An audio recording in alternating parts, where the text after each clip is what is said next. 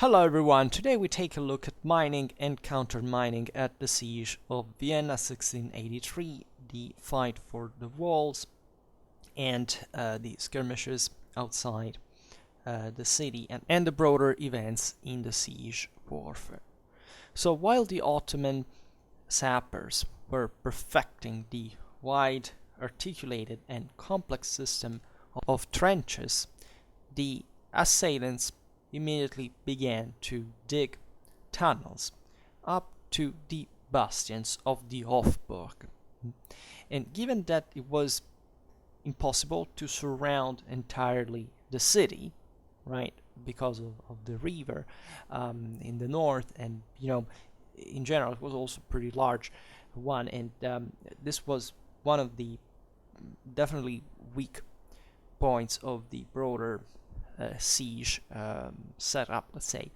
An engineer following in the Ottoman following that was, as far as it's known, a renegade Capuchin renamed Ahmed Ali, advised to concentrate the offensive in the southwestern sector of the walls. That is to say, to attack the Burg Bastei, was the Hofburg bastion, to mine it, to make it blow up, and therefore penetrating thus by that breach in the city.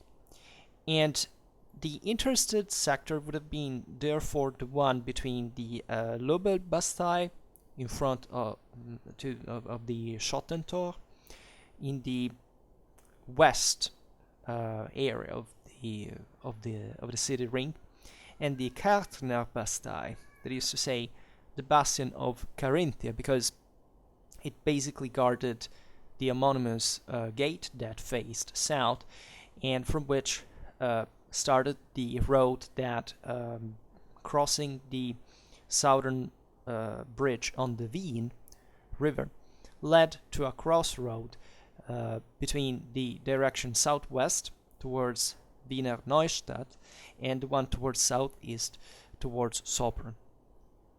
And the Ottoman one would have been a good plan if only it had been carried out rapidly, right? But as we will see, would happen the contrary. Also because the Seraskier, that is the vizier, that's the title, the viziers that assumed a command, didn't desire that Vienna to be stormed, right, and sacked, right. He wanted to negotiate its surrender for political reasons, personal reasons that interfered naturally with the broader strategy.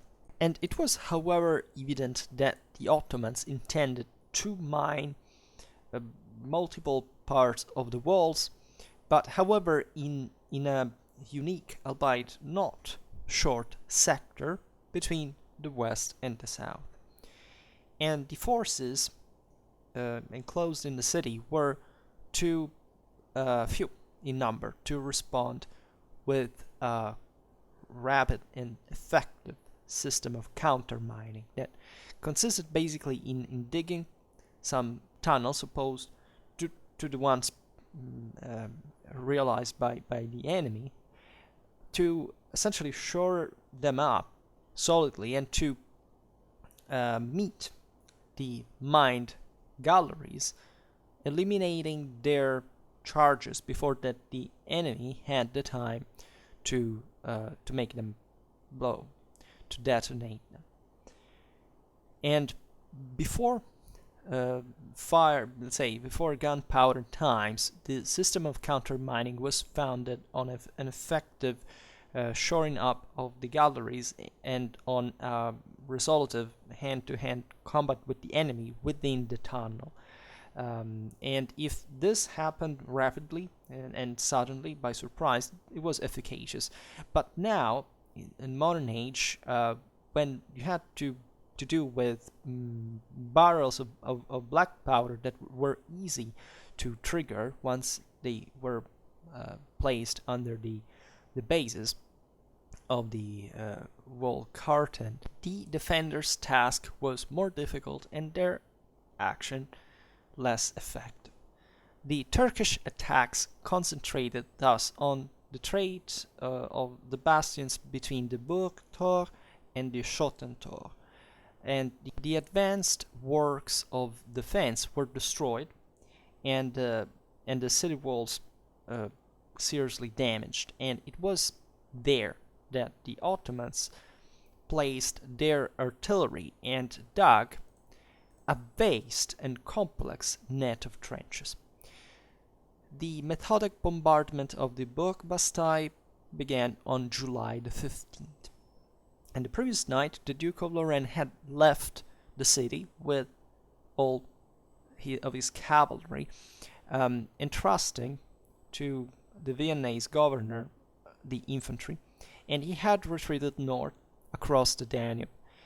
And albeit some points of the channel were traversable by cavalry, the bridges and the fordings were well kept by some dragoon units that managed to put to flee the enemy. And in these cases, there was, the replica of other, on a smaller scale, a phenomenon that, often happened in the fights against the Ottomans. That is to say, after the assault and, the failure of it, their troops were not apparently capable to withdraw correctly, right? Every retreat of theirs transformed itself, at least in the first moment, in a rout, in a general disorderly rout.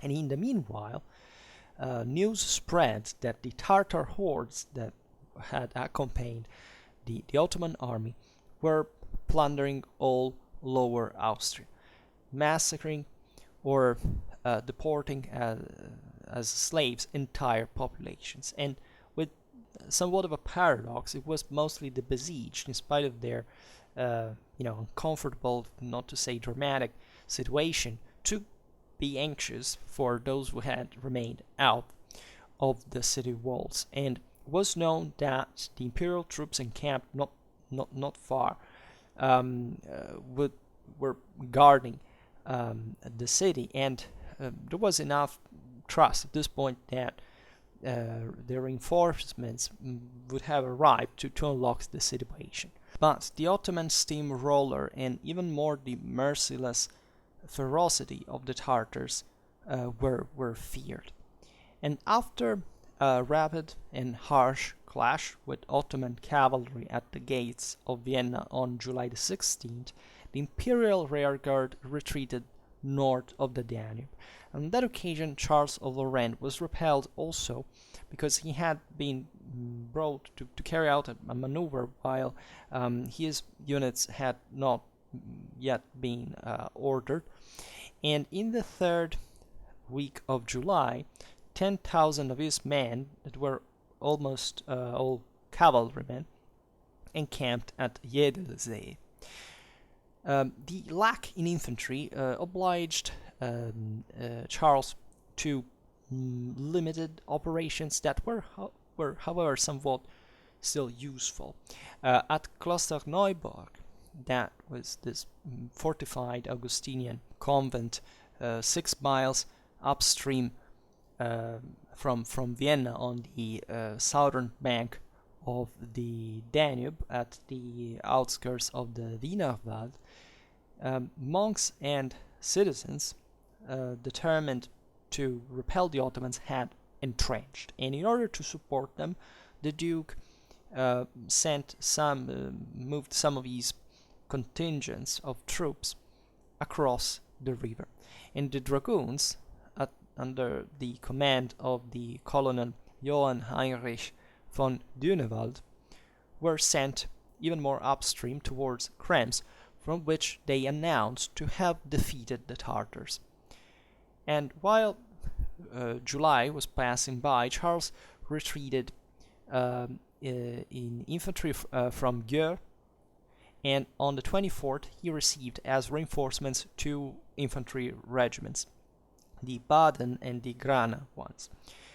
Lubomirski, that was at Olmütz with his 6 companies of Polish cavalry, was recalled. Also the encampment of Jedelsee, and at the end of the month, Charles of Lorraine sent couriers to John III of Poland, to John George III of Saxony in Dresden, and to Emperor Leopold at Passau. And all his message implored the immediate leave of all the troops available to succor Vienna without hesitation. And in the meanwhile, under the walls of the city, literally under them, the wars in the tunnels went on restlessly and ferociously. On the 19th, a first mine exploded, and then between the afternoon and the evening of the 23rd, other two under the counterscarp between the Burg Bastei and the Löbel Bastei, albeit without much of an effective result. And an attack of 1,000 Janissaries to the counterscarp of the Burg Bastei was rather easily repelled, but by this point the enemy had, essentially uncovered his cards under the tactical profile. And given the insufficiency of his artillery park and therefore the scarce effectiveness of the bombardments, it was basically aiming at opening by means of the mines some breaches in the bastions and to penetrate forcefully them with his infantry, which was a pretty bloody affair, right? Because normally Ottoman tactics were actually very updated and very modern. It's a bit like the Stoßtruppen ones during World War I. Like they bombarded the hell of the fortifications and it blew up the mines, and they stormed with the troops, right? But here they lacked importantly in firepower, so the mines also weren't decisive per se, and it was mostly about the infantry managing to storm the breaches that would make the thing. And at that point, however, the advantage of the defenders was felt properly, in spite of the numerical inferiority, because of the order of firearms and these attacks under fire that the Ottomans carried out. And in fact, however, on the 25th, another mine made blowing up the external defenses of the Hofburg, burying several tens of musketeers under the debris, and the explosion was followed by a furious Ottoman assault, coping with which even the Count Starhemberg remained wounded, right? And other mines exploded, always under the ravelin that basically constituted the advanced defense of the Hofburg. But the assaults following the explosions were always contained. Within the city, a rather obsessive fear had, in the meanwhile, spread not only about the mines, but also of properly the underground tunnels, because the passages, because they said that it was said that these would have been basically scattered everywhere, and that the Ottomans could have easily, through the tunnels dug by them, and with the help of spies and renegades, of whom their field abundant, connect with the canteens of the Viennese and to basically enter the city through that. It's a bit imaginative, but say a bit for prudence, a bit to control the situation, or also just for an example to prevent the spread of panic. Starhemberg, that at this point was, by the way, immobilized by because of the wounds within the bell towers of the Vienna Cathedral, from the top of which was following the situation, and together with the coordinator of the citizenry, right, and the non-combatants, the Kaplier, they ordered accurate inspections of the canteens, and they disposed that much attention would have to be paid to the especially the eventual depressions in the road, soil, and or to the underground quakes. And that could naturally signal some digging, some excavations that could be being carried out at that point. And there were, historically also very simple expedients to check whether tunnels were being dug. I don't know, think about some looking at the water moving on in a jar, or I don't know, a tambour, a drum covered in sand and placed on the ground. They were enough to signal, even with the the imperceptible shifting of the sand, the activity of underground excavations. The Burg, so basically the Imperial Palace, was heavily damaged, and instead the Ottomans posed a guard of honor to the most noble building built in Renaissance style by Maximilian II in what is today's the 11th district circumscription, was La Favorita, the architectonic plan of which, remember the tent, exactly because that was the point in which in 1529 Suleiman the Magnificent had erected his own pavilion. So it was rather symbolical at that point. And since the first days of the siege, the defenders had done everything to break the encirclement by using some couriers that would have had to connect the besieged city to the troops that were marching in its rescue. But the news that they carried became rare after an episode when a certain Jakob Heidler, that was one of the volunteer couriers, was unmasked by the Janissaries, and he survived by by the skin of his teeth, only because the ambassador Georg von Kunitz, that was hostage of the Ottomans, interceded for him.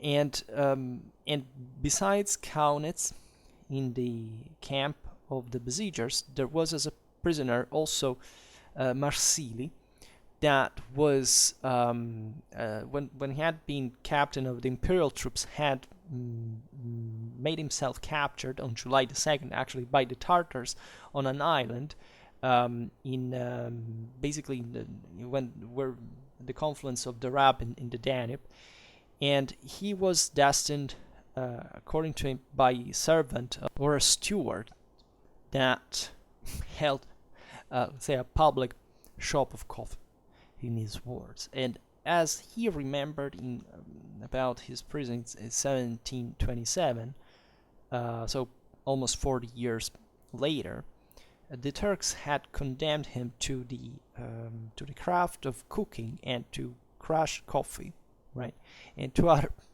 most humiliating private service of services of the household. And he in 1727 he founded in Bologna the Institute of Sciences, and he basically created there a box for the alms destined to the ransoming of slaves. And he hadn't forgotten his Turkish misfortune. And after that episode, as we were saying, it was difficult to actually even find volunteers for sending messages out across the enemy lines, in spite of even of the high compensations that were offered for them, that reached even 200 ducats. And it's calculated that maximum like 20 careers managed to pass through, profiting of the most diverse origins of the components of the besieging army itself, and therefore trying to pass in disguise for Hungarians, Bosnians, or Serbians. And one of them also crossed the Danube by swimming. And it seems that many news arrived from the camp of the besiegers to the Christian troops, the Christian rescuing troops, also by the mean of the Vlachs of Serban Cantacuzene, who, with difficulty, let's say, hid his sympathies for the brothers in Christ, against whom he had been obliged to serve in arms. The engineer Georg Rimpler, that had been a veteran at the siege of Candia, during which the digging of tunnels and the explosion of mines had been one of the most relevant elements of the operations, thought well at this point to pass to bold countermeasures. And on August the 2nd, he made a countermine blowing up in front of the Löbel bastion, under which had arrived 2 tunnels of enemy sappers and miners. And so this explosion brought to literally a rain of legs and arms of the of the Ottomans that fell over the defenders. The Rimpler actually himself fell 2 days after on the fort in combat, and the sorties of the besieged were alternate with desperate assaults of the Ottoman units, some of which were constituted specifically as the Serdengesti, I think it's pronounced, that basically were literally the death devotees, right, to whom were entrusted such arduous tasks, the outcome of which was almost unavoidable in its lethality. So these were suicide squads to achieve the impossible. On August the 8th, 2 officers, Wilhelm von Daun and Jean-Louis Rodu de Souche, managed to penetrate in the system of enemy tunnels and to destroy some during harsh underground fights. But the following day, the tormented Hofburg bastion blew finally up with a terrible explosion caused by 3 mines were almost simultaneously detonated, the rubbles of which were climbed by the Ottomans, that for the entire following month were kept at bay only by means of continuous sorties that were like a desperate move, because, as you understand, they obliged the Viennese to leave the advantage of defense, and that were also, in fact, they brought to serious losses for the same besieged. And the various attempts to reinforce the breach with means of fortune were only, partially, actually scarcely temporarily successful. In fact, for 1 month, the defenders literally stood with their bodies as a fortress to the enemy. And between August the 9th and the 12th, the rhythm of the fights became infernal. Other portions of the defensive works blew up, and to the incessant assaults of the musketeers and the archers of the Turks, the defenders could oppose only, another series of continuous and as desperate sorties. And a violent downpour of mid-August on the 13th interrupted the fights and flooded the trenches. But in the immediately following days, the digging of the same was resumed, and it was decisively addressed to the ravelin of the Burg Bastei. On the 18th, dragoons unit at the orders of Colonel Count Bernard von Cronberg-Dupigny attempted a bold and desperate sortie, but it was repelled with very heavy losses. The same commander was killed. And other sources actually tell a bit of a different story, because the Cronberg-Dupigny would have fallen in the course of a subsequent sortie on the 26th, guiding a group of musketeers that would have heroically brought back his body, his corpse, exposing their own. And it's impossible, let's say, to historically recompose all these accounts, because they are literally, there is an enormity of them, and they're all kind of eyewitness, like they're all stories. So you gotta believe some or others. So they're very generous, but we will talk about the problem, the sources of this siege at some point. And a new sortie in the early morning of the 25th from the bastion of the Kärntner Tor, guided by the Prince Ferdinand Karl von Hirtenberg and by some officers, obtained the achievement of the elimination of the cannoneers of a battery that had very much strained defenses, but it basically didn't manage to seize the same artillery pieces, and therefore it had to retreat with heavy losses that were quantified in 4 officers and 200 soldiers. And between the 25th and the 26th, there were furious fights all around the ravelin post between the bastion of the Burg and the one of the Löbel that protected the northern tower of the Hofburg. And it was placed almost exactly on a straight line, say ideally in the direction northeast southwest, and basically it united the same Hofburg and the Grand Vizier pavilion. And there was some symbological coincidence there, because it had been in place exactly in that way to front a facade of the Imperial Palace.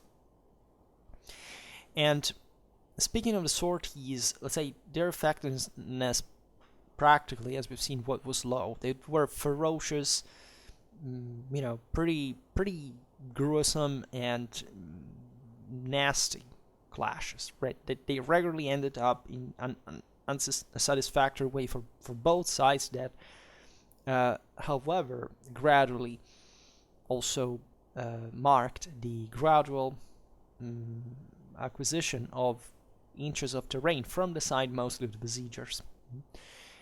And on the 28th, a new furious summer storm brought to both sides temporary comfort, filling in part the water tanks, but it also evenly distributed some discomfort, for example, wetting the gunpowder of both sides.